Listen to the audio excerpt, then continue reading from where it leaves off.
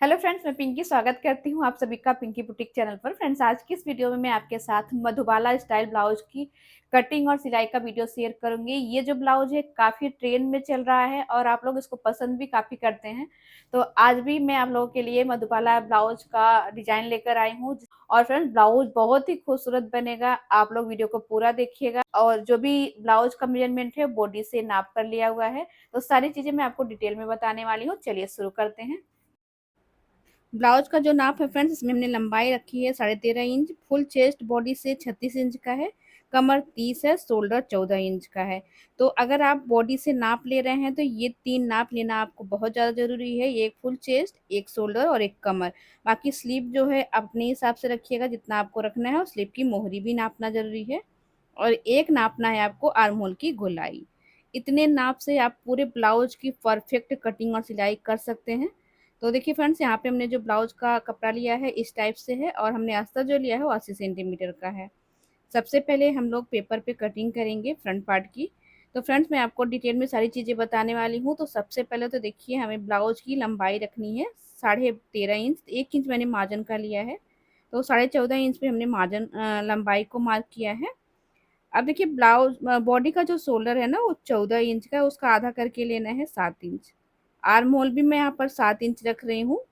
और 7 इंच पर लाइन को सीधा मार्क कर लेना है। तो अभी जो मैं मार्किंग कर रही हूँ फ्रेंड्स, वो पूरी मार्किंग हमारी बॉडी के नाप से है। इसके बाद हम क्लियर करेंगे कि हमें कितना शोल्डर कम करना है, कितना चेस्ट कम करना है, और कितना आर्म होल कम करना है, जिसकी वजह से हमारा ब्लाउज परफेक्ट बनेगा। अब बॉडी का जो फुल चेस्ट है वो 36 इंच का है, उसका चौथाई लेना है 9 इंच। और 2 इंच मार्जिन का रख देना है। मार्जिन आपको अपने हिसाब से रखना है, मैं 2 इंच रख रही हूँ। कमर 30 है, उसका भी चौथाई लेना है 7.5 इंच, और 2 इंच मार्जिन का रख देना है। तो जैसा जैसा हमारा नाप है सेम वैसे ऐसे हमने रखा हुआ है। अब देखिए फ्रेंड्स, हमें क्या करना है, यहाँ पर मैं आपको क्लियर करती हूँ कि जब हमारा गला 2.5 इंच का लंबा होता है, 2.5 इंच गले के हिसाब से जितना शोल्डर होता है पूरा शोल्डर रखना है, उतना ही आर्म होल रखना है, और पूरा फुल चेस्ट को रखना है। अभी देखिए, गले की चौड़ाई 2.5 इंच में रख रही हूँ, 1 इंच शोल्डर को डाउन कर रही हूँ। तो इतनी मार्किंग हमारी 2.5 इंच गले के हिसाब से होगी। अब यहाँ पे फ्रेंड्स, जो गला है हमारा वो 7 इंच डीप रहेगा। तो 7 इंच डीप के अकॉर्डिंग हमें शोल्डर को माइनस करना होगा 1 इंच। अगर गला और लंबा जा रहा है तो हमें और माइनस करना होगा। तो सबसे पहले 7 इंच गले के हिसाब से मैं शोल्डर 1 इंच कम कर रही हूँ। तो कितना हमारा शोल्डर हो गया, 6 इंच। आर्म होल भी हम 6 इंच ही रख लेंगे इस तरीके से, और लाइन को सीधा मार्क करेंगे। ये देखिए इस तरीके से। तो आपने देखा फ्रेंड्स कि हमारा गला 7 इंच डीप हुआ है, तो हमने शोल्डर 1 इंच डाउन किया है, और आर्म होल भी हमने इस तरीके से मार्क कर लिया है। अब जब गला डीप हो जाता है ना, तो यहाँ पर जो शोल्डर डाउन होता है वो हम नहीं करते हैं। ज़्यादा डीप होता है तो गले की साइड करते हैं, पर देखिए हमने यहाँ पर जो शोल्डर डाउन का निशान लगाया था उसको कट कर देंगे ऐसे। इतना पार्ट हमारा कम हो जाएगा। अब जब इतना पार्ट कम होगा तो हमारी लंबाई छोटी हो जाएगी। तो इसके लिए हमें देखिए लंबाई नीचे की साइड 1 इंच बढ़ा लेना है। यानी कि हमारे ब्लाउज की जो लंबाई है वही रहनी चाहिए, लंबाई बिल्कुल भी कम नहीं करनी है। तो अब हमारा लंबाई जो है कंप्लीट हो गया है। आर्म होल का शेप देंगे, इसके लिए आर्म होल की लाइन को हाफ करना है।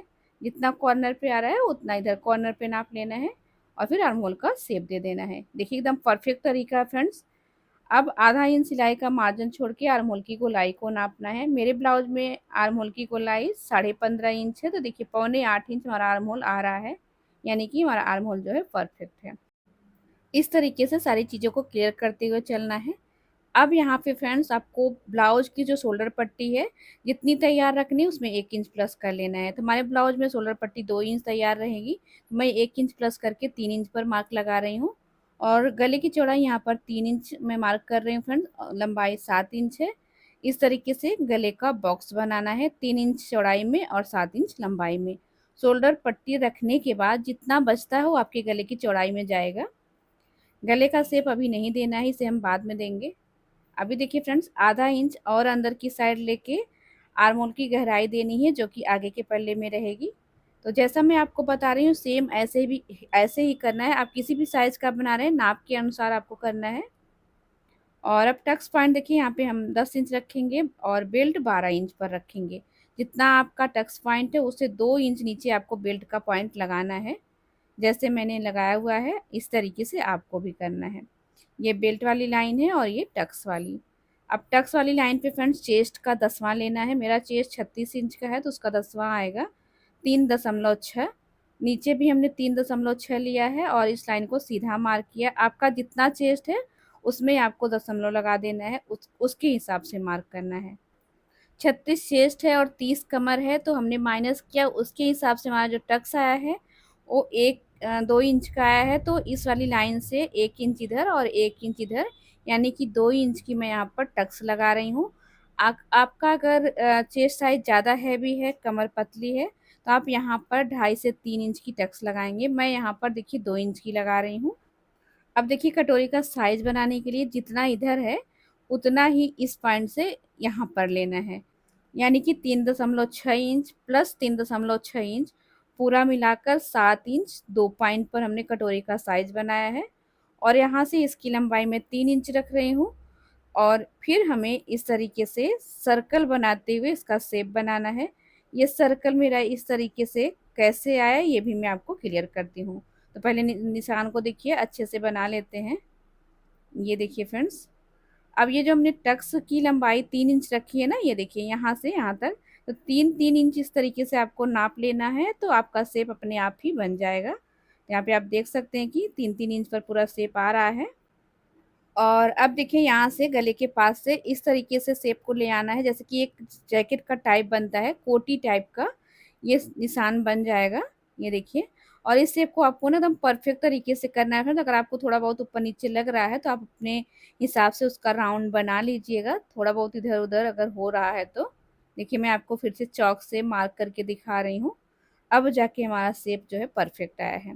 तो इसी तरीके से फ्रेंड्स आपको भी करना है, कोई दिक्कत नहीं है, बहुत ही परफेक्ट और फिटिंग का ब्लाउज बनता है। और फिर देखिए मैं यहाँ पर स्वीट हार्ट गले का शेप दे रही हूँ। इस तरीके से आप यहाँ पे अपने हिसाब से कोई भी शेप दे सकते हैं, आप चाहे तो राउंड बना लें या 5 शेप बना लें, स्टार गला बना सकते हैं, कोई भी गला आपको जो पसंद हो आप बना सकते हैं यहाँ पे। अब देखिए फ्रेंड नीचे की साइड ये जो टक्स लगी है, टक्स को हम क्लोज करेंगे, थोड़ा सा कपड़ा ऊपर नीचे जाता है और फिर इसमें नीचे की साइड मार्जिन भी लेना है। इसके लिए मैं यहाँ पर देखिए लंबाई में ½ इंच एक्स्ट्रा कपड़ा बढ़ा के मार्जिन ले रही हूँ। ये देखिए, अब हमने सारी मार्किंग कंप्लीट करी है, जितना मार्क हुआ है उतने की कटिंग कर लेते हैं। आप बड़े ध्यान से देखिएगा फ्रेंड्स, अगर आपने थोड़ा सा इसको समझ लिया फिर आप किसी भी साइज का ब्लाउज इस टाइप से मधुबाला स्टाइल में बना सकते हैं। बहुत ही इजी तरीका है। अगर आपको कहीं पे कोई डाउट हो रहा है ना तो भी आप कमेंट बॉक्स में पूछ लीजिएगा, हमने सारी चीज़ें बताने की कोशिश करी है फ्रेंड्स। यहाँ पे जो हमने अभी ½ इंच का मार्जिन बढ़ाया है, इस मार्जिन को इस तरीके से माइनस कर देना ताकि आगे और पीछे का पल्ला बराबर से हो जाए। और अब देखिए क्या करना है, ये जो टक्स वाला पॉइंट है, ये देखिए ये वाला, इसको इस तरीके से क्लोज करना है। आपको ऐसे फोल्ड करना है कि एकदम सीधे में आपका लाइन आना चाहिए। देखिए जैसे कि मैं आपको दिखा रही हूँ इस तरीके से आपको भी लाना है और फिर इस तरीके से इस पे पिन लगा देनी है। आई होप कि ये चीज़ आपको समझ में आ गई हो। और अब यहाँ से कमर को नापना है, कमर 7.5 इंच है और इसमें 2 इंच मार्जिन का प्लस कर लेना है। इस तरीके से देखिए हमारा जो मार्जिन है वो भी परफेक्ट हो गया है। ये फिटिंग की लाइन है और ये कटिंग की। साइड का पार्ट यहाँ पर कंप्लीट हो जाता है। तो इस तरीके से आपको किसी भी साइज़ में कटिंग करना है, जैसा आपका साइज़ हो साइज़ के हिसाब से, तरीका यही रहेगा। इस वाले मधुबाला के पैटर्न में 2 ही पीस होता है, एक ये वाला और एक ये वाला। अब दोनों पीस को हमें अस्तर पर कटिंग करना है, तो इसके लिए देखिए फ्रेंड्स हमने अस्तर को डबल फोल्ड करके रख लिया है। ये ब्लाउज जो है फ्रंट ओपन पे है तो हमने अस्तर का खुला हुआ भाग अपनी साइड रखा है। अगर बैक ओपन आप बना रहे हैं तो इस बेल्ट को फोल्डेड साइड से रखिएगा, नहीं तो आपका ब्लाउज गलत हो जाएगा। तो ये मैं फ्रंट ओपन बना रही हूँ तो खुले हुए भाग की तरफ रखी हूँ। जैसा पेपर पे हमने कटिंग किया है सेम इसी पार्ट को उतार लेना है, इसमें कहीं पे भी कुछ भी एक्स्ट्रा नहीं लेना है।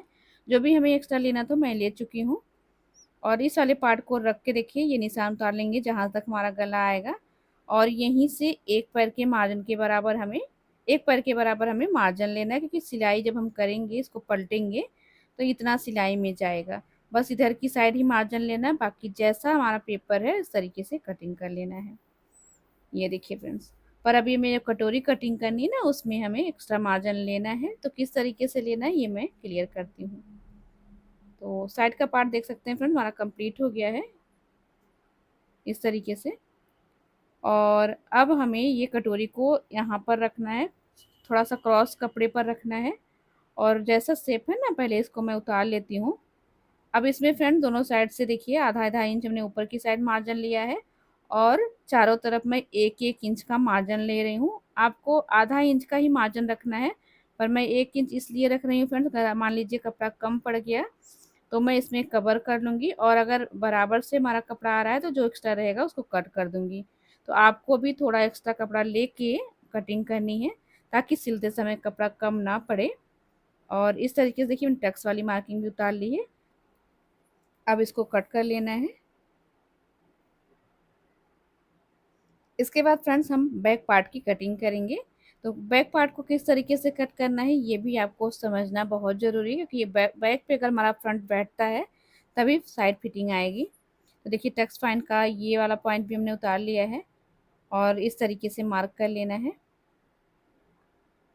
तो ये तो हमारी टक्स की मार्किंग हो गई फ्रेंड। दोनों साइड से आधा आधा इंच इसमें और प्लस करना है, ये सिलाई में जाएगा इसके लिए। तो ये देखिए इस तरीके से हमारा जो कटोरी का पार्ट है वो कंप्लीट हो गया है फ्रेंड्स। कुल मिला के हमारी टक्स जो है वो 3 इंच की आएगी सिलने के बाद। ये देखिए फोल्ड करके मैं आपको नाप के दिखाती हूँ, ये 1.5 इंच आ रहा है इस तरीके से। तो हमारा कटोरी भी यहाँ पे कंप्लीट हो गया, आगे का पल्ला पूरा कंप्लीट हो गया है। अब पीछे वाले पल्ले की कटिंग करेंगे। इसके लिए देखिए अस्तर को डबल फोल्ड करना है और ब्लाउज की जो लंबाई है वो 13.5 इंच है, तो 1 इंच प्लस करके 14.5 इंच लेना है पीछे वाले पल्ले के लिए।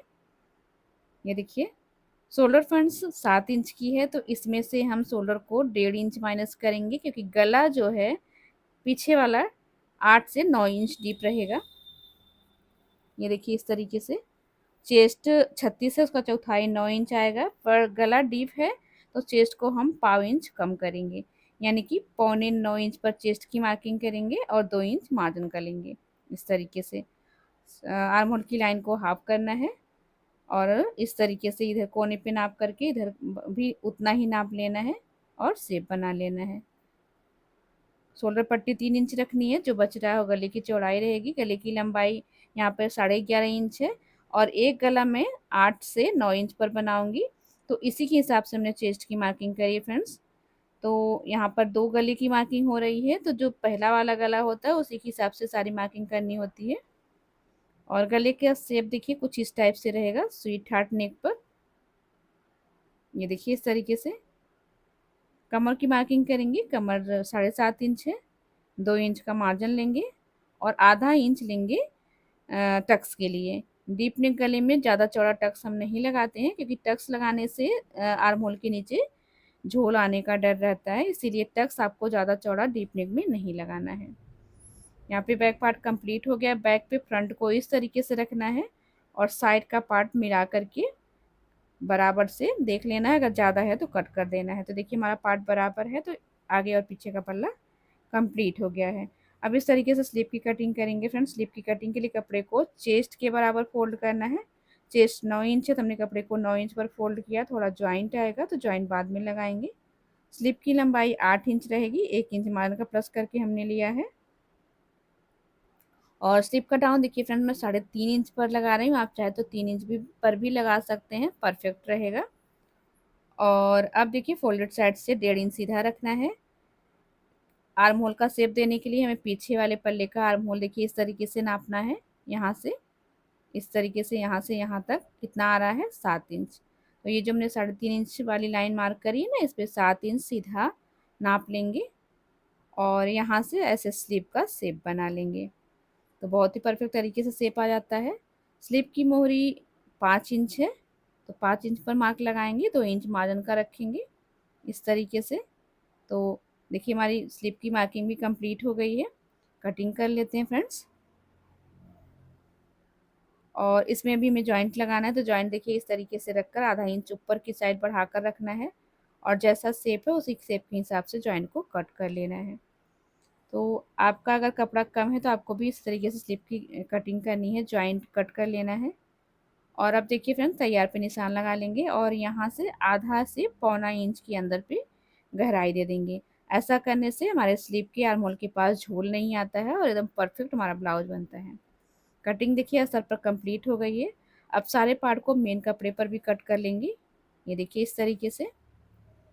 और अब हम इसकी सिलाई करेंगे। तो देखिए फ्रेंड्स, सबसे पहले हमें अपने कपड़े को सीधी साइड से रखना है, उसके ऊपर अस्तर वाले पार्ट को रख लेंगे और जो हमने शेप दिया है ना, ये अंदर वाला, उसके हिसाब से हमने सिलाई कर ली, एक पैर का मार्जिन लेते हुए। फिर छोटे छोटे कट्स लगा लेने हैं। कट्स लगाने के बाद फ्रेंड्स, इस तरीके से पलट करके अगर एक सिलाई हम और चला लेते हैं ना, तो बहुत ही फिनिशिंग के साथ ये अस्तर और कपड़ा पलटा जाता है। देखिए इस तरीके से सिलाई लगानी है। जो सिलाई वाला पार्ट है वो अस्तर की साइड ही रखना है। और अब इसको पलट देंगे। पलटने के बाद ये बहुत ही फिनिशिंग के साथ पलटाएगा, अभी आप देख सकते हैं। ये देखिए, अब चारों तरफ से बड़ी बखिया वाली सिलाई लगा करके अस्तर और कपड़े को ज्वाइन करना है, एक्स्ट्रा कपड़े को कट कर देना है। नीचे की साइड कमर पट्टी लगा के इसे कंप्लीट कर लेंगे, क्योंकि नीचे की साइड हमने पलटा नहीं है।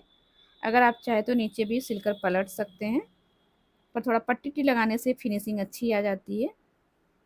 तो मैं इस तरीके से अस्तर की पट्टी लगा करके इस तरीके से फोल्ड कर लूँगी। ये देखिए फ्रेंड्स, दोनों पार्ट को इस तरीके से कंप्लीट करना है। और अब कटोरी वाले पार्ट पर भी जो गला है उसको पलटना है। तो कपड़ा देखिए हमने सीधी साइड से रखा है, उसके ऊपर अस्तर को रख लिया है और जो गले का शेप है ना, उसके बराबर पे सिलाई करनी है, बराबर से। और जो भी कपड़ा एक्स्ट्रा उसे कट कर देना, छोटे छोटे कट्स लगाने हैं, सिलाई लगा के इसे पलट लेना है। और देखिए बड़ी बखिया की सिलाई लगा करके जो मेन निशान है उस पर सिलाई लगा लेना है, ताकि जब सिलाई हम करें तो इसी निशान पर सिलाई हमारी आ जाए कटोरी की। तो इस तरीके से देखिए हमने दोनों कटोरी को अस्तर और कपड़े के साथ बैठा लिया है। अब जितने भी हमने टक्स की मार्किंग करी है उसके हिसाब से सिलाई कर लेंगे। टक्स की सिलाई करते समय ऊपर नीचे सिलाई को लॉक करना है। जो भी एक्स्ट्रा कपड़ा है इस तरीके से कट कर देना है। ये देखिए कितना परफेक्ट हमारी कटोरी बन गई है। दोनों को हमने तैयार कर लिया फ्रेंड्स। अब गले के शेप पर लेस लगानी है। तो इस तरीके से मैं लेस लगा रही हूँ। दोनों पार्ट में लेस लगा लेना है और अब साइड वाले पार्ट पर ज्वाइन करना है। ज्वाइन करने से पहले फ्रेंड देखिए इस तरीके से सेट करके आपको देख लेना है। अगर बराबर से आ रहा है तब तो ठीक है, अगर थोड़ा बहुत ज़्यादा आ रहा है तो आप उसको कट नहीं करेंगे, उसे आप टक्स में फिर से सिल लेंगे, जिससे आपका पफ भी और अच्छा आ जाएगा। देखिए मैंने जैसे सिल लिया है, आपको दिखा भी दिया फ्रेंड्स, इस तरीके से आपको करना है। और कटोरी पे मैंने देखिए मार्जिन का निशान भी लगा लिया है, ताकि सिलाई करते समय ऊपर नीचे ना हो। और फिर इस तरीके से बेल्ट को सेट करके सिलाई लगा लेंगे। यहाँ पे जो सिलाई लगानी है ना, ये वाली सिलाई पक्की रहेगी और निशान पर ही सिलाई को ऐसे सेट करते हुए लगाना है। ये देखिए फ्रेंड, एकदम आसानी से ये सारा पार्ट बैठता जा रहा है। तो अभी दूसरे पार्ट में भी इस तरीके से कटोरी को ज्वाइन करना है और फिर लेस लगा लेना है। तो यहाँ पे देखिए इस तरीके से आपको शेप के हिसाब से लेस लगानी है। दोनों पार्ट में लेस लगा लेंगे और लेस को कमर पर भी लगा लेंगे, देखिए इस तरीके से। इसके बाद अब हम इस पर हुकाई की पट्टी लगाएंगे फ्रेंड्स। तो पट्टी लगाने के लिए देखिए हमने कपड़ा जो बटन पट्टी वाला पार्ट है ना, उस पर कपड़ा और अस्तर दोनों लगाया है। तो मैं अस्तर को कपड़े के ऊपर रखकर सिलकर पलट लूँगी, जैसे कि हम गले को पलटते हैं सेम वैसे ही। और फिर जो एक्स्ट्रा कपड़ा रहेगा उसको कट कर देना है। इससे जब हम पट्टी को फोल्ड करते हैं ना, बहुत ही अच्छी फिनिशिंग आती है। और अब पट्टी को सिलते समय नीचे भी फोल्ड कर देना है और ऊपर भी। इस तरीके से देखिए पलट करके पट्टी को बढ़ाते हुए सिलाई करनी है। सिलाई थोड़ी सी दूरी पे मैं लगा रही हूँ, क्योंकि मशीन से ही हम हुकाई की हम मशीन से ही आई बनाएंगे। तो देखिए इस तरीके से मशीन से आई बनाने पे फ्रेंड्स काम भी हमारा जल्दी से हो जाता है। और ये जो आई है ना, वो फैलती नहीं है, एकदम परफेक्ट सेट रहती है। धागे वाली आई जो है कभी कभी खिंच जाती है, उससे फैल जाता है हमारा पार्ट जो है। अगर आप मशीन से बनाते हैं तो बहुत ही परफेक्ट तरीके से सेट रहता है। अब दूसरी साइड देखिए हमें अस्तर की पट्टी लगा लेनी है, इसमें हम हुक लगाएंगे। तो पट्टी को इस तरीके से सिल के पलट लेना है। तो हमारा देखिए फ्रेंड्स हुकाई का पट्टी लग के कंप्लीट हो गया है। इस तरीके से हमारा ब्लाउज का आगे का पार्ट कंप्लीट हो गया है। तो आज का वीडियो हमारा यहीं पर कंप्लीट होता है फ्रेंड्स। ये हमारे ब्लाउज के सामने का फाइनल लुक है। अगर आपको इसकी पूरी सिलाई देखनी है तो चैनल पे मैंने मधुबाला ब्लाउज की बहुत सारी वीडियो डाल रखी है और उस पर सिलाई भी मैंने डाली हुई है। आप वहाँ पर जाकर देख लीजिएगा। अगर आपको फिर भी कोई डाउट हो तो आप कमेंट बॉक्स में पूछ लीजिएगा। ये हमारे ब्लाउज़ का फाइनल लुक है। कैसा लगा फ्रेंड्स आपको आज का वीडियो, कमेंट करके ज़रूर बताइएगा। वीडियो अच्छा लगा तो वीडियो को लाइक करके शेयर कर दीजिएगा। Thank you.